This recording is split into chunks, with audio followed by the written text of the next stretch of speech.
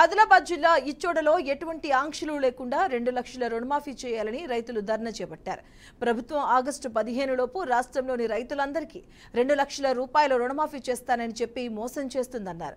ఎన్నికలకు ముందు ఇచ్చిన హామీలలో ఏ ఒక్కటి పూర్తిగా అమలు చేయలేదని మండిపడ్డారు.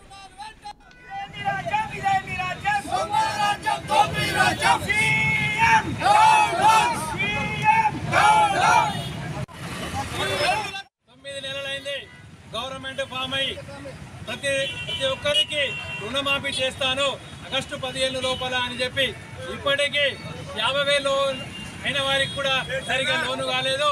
వీళ్ళేమో మేము 2 లక్షల రుణాలు మాఫీ చేస్తామంటున్నాం. ఇదంతా పూటకము.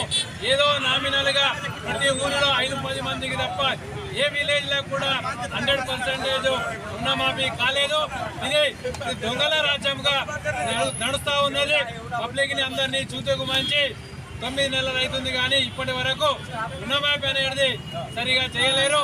ఇలా 6 గ్యారెంటీలు అనుకుంటా గవర్నమెంట్ ఎక్కారు కానీ ఏ ఒక్క రుణానికి కూడా ఏ ఒక్క హామీని కూడా సరిగా చేయలేరు.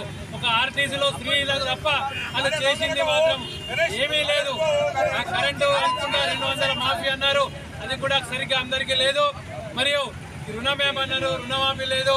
గ్యాస్ సిలిండర్లకు కూడా 500కు అన్నారు, అది కూడా సగం మందికి వస్తున్నది, సగం మందికి వస్తలేదు. ఈ విధంగా వారు చెప్పిన 6 స్కీమ్లలో ఇవి కూడా సరిగా లేవు. కాబట్టి వారు చేతకాకపోతే గవర్నమెంట్ గద్దె దిగాల.